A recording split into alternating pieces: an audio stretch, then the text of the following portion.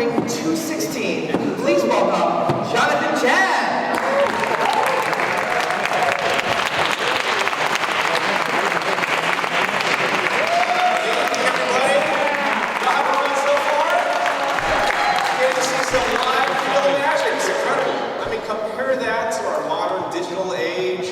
Special effects, generative AI, augmented virtual reality goggles. You need to come to a live show to see some real solid objects to be believe in and surprised by anything anymore.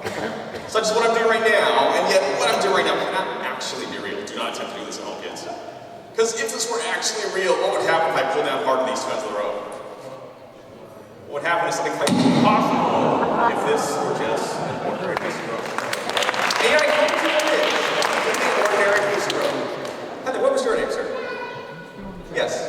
Travis, can you go ahead and thoroughly examine this rope? Confirm everybody. Thank you so much. Even Travis confirmed it's a completely normal rope. There's nothing strange about it. Please thoroughly examine that. No trapdoors, no hidden assistance, doesn't stretch, doesn't come apart. It's a rope, Travis. Just like you. He wants a check too. There you go. Where's the trust here, people? Ordinary piece of rope, like you find in any bedroom, yes?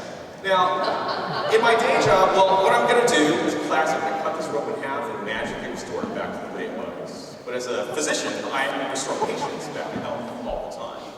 I'm also an educator, so rather than trying to trick you tonight, I thought it might be nice to show you step by step exactly how this illusion is created. Do you want to see that? Yeah. Travis, trauma shears from the hospital. I washed most of the blood off. It's okay. You can have your assistant double check. I'm going to have you do a snip through, cut this rope right in half, right there. The beige part's the rope, flesh-colored part is the magician. Just be careful where you cut. You're going to have to saw a little bit, but you'll get through it. Make sure you use your right hand. I always kept mine. I see why you need an assistant. It's okay. We'll get through it. Yeah, for real. There's too many bandages got cut. It's here. He's not giving up. He's not giving up. Thank you so much. I mean, there you go. Thank you so much, Travis. Did it look like you really cut the rope? Did it feel like you cut the rope? It struggled, but we made it through. Travis, if you actually cut this rope, what should I be holding right now? Two exactly equal pieces of... Two approximately equal pieces of rope. That's okay. This could happen to anybody, Travis. If it happens to you, I'll tell you what you do. You just take two ropes, you twirl them together, and then you just unwind them until they end up about equal, right? It doesn't make sense. Look, we'll start over. I got a piece of rope. It's got two ends in the middle here. It might be too much to follow. All you have to do is just take the ends of the rope. Look, I'm so fair. I take the two ends. I'll put my pocket. I can't even touch them anymore. That's how fair it is. It all takes a snap and then just pop over to the side. Which means the middle rope is my pocket. If you were to examine this, you were to look at this, you can look at anything you want, but still you would not see anything because it's invisible forces at play. Static electricity binds the ends of the rope together. So you just rub some static electricity over here. You rub some static electricity over here, and now the ends come together. You have one continuous loop of rope, right? There you go. I got a spare set of ends. It's okay. All you have to do is just tie these back onto the loop, and now you're back to a piece of rope, right? Some of you look like you're having fun. Some of you look very unhappy right now. I'm getting some shakes here. You're getting very frustrated. I'm trying to show you how this works. If people think there's something weird about the rope, Travis and his assistant double-checked it. It's actually not the stuff, it's a skill. You gotta use a lot of tension. You gotta pull tight, pull tight. If you pull too tight, some of his ends will come off. If you're happy, if you're on the loop here, might as well pop the back on for any notices.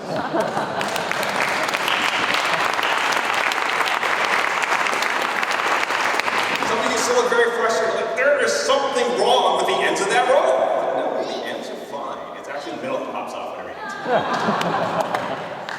to. Just make sure that before the end of the routine, you reattach the middle piece back on before anybody notices, right? What we're supposed to be doing, Travis, you have to have the scissors for misdirection. Thanks for playing along. You can actually just cut the rope with your fingers anytime you need, just like that. And then to put it back together, all I have to do is just tie them back together with a knot. Cutting and tying. I'm doing it slower this time so you can actually see me doing it this time, you know?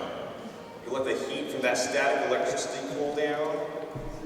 You give this thing a breath. And consider, is what you're seeing tonight real, or is it not? Wow.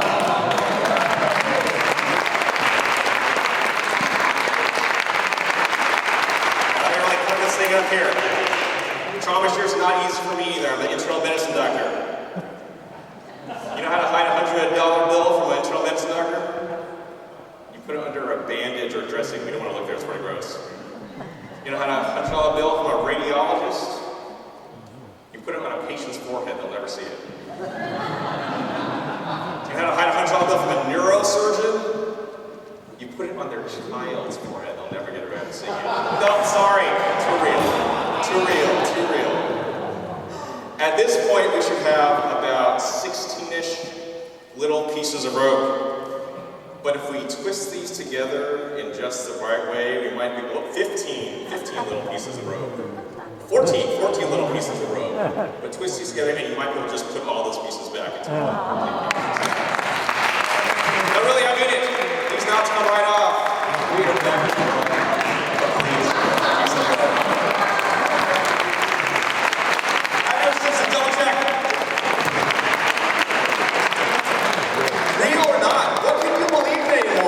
The kids will double check for us. For you kids, what can you believe in? This thing here is it's called a newspaper for youngins. We used to transmit our misinformation by printing ink on recycled tree pulp. I know, it's crazy. Now, you might be familiar with origami, the ancient art of paper folding is. People aren't as familiar with kirigami. This is where you're allowed to make a single cut through the paper.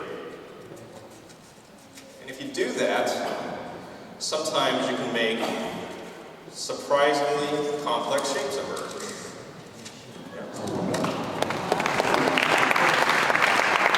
What's the problem with this act is that it does generate a lot of trash.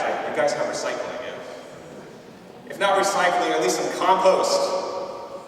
Then you can take all this recycled tree pulp, you cut it up a little bit, you bury it in the ground, and before you know it, it might turn into spawning something that looks like a little tree. Even better than having a little tree, you know what happens when you take care of, you nurture your little tree? It turns into a much bigger one.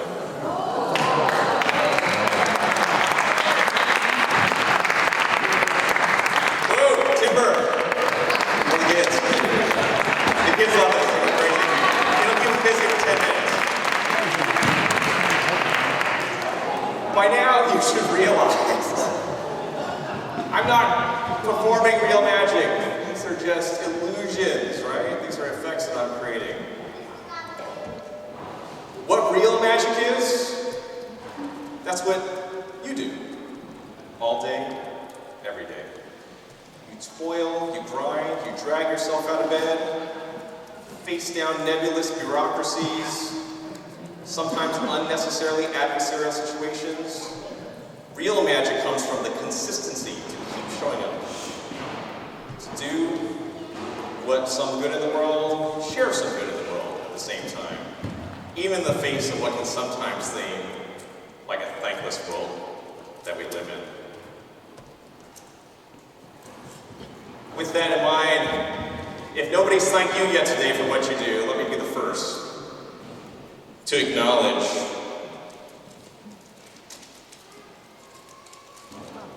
for the entire Northern California magic community, thank you for all you do.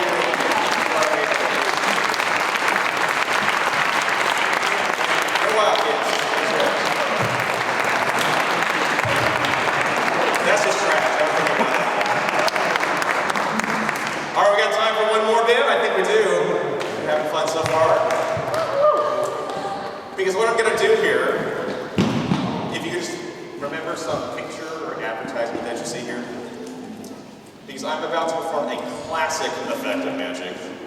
We rip apart a piece of paper and then magically restore it back to the way it was. That is, of course, impossible. Nobody can rip something up to shreds and then put it back together. This has got to be some kind of trick. It is. It's a trick. The secret here that any normal magician would never actually tell you is that we never actually tear the newspaper. Instead, we only create what you might call an illusion. This illusion is aided by the fact that not only does it look like it's being torn, it kind of even sounds like it's being torn. He can do it. You can laugh. I've had other people get angry because they're, oh, Jonathan, you're insulting my intelligence. It is obvious that you are actually tearing this paper up. I can see there are separate pieces of paper. But just think, if that were actually true, how could I possibly get myself out of this situation? I'd have to like squeeze and fold and all these pieces back together, magically trying to heal and restore this back to one whole object. That is, of course, nonsense. It's also completely unnecessary. Because you all know just as well as I do, you stare at the pieces close to you, so wait a second. This newspaper was never actually torn.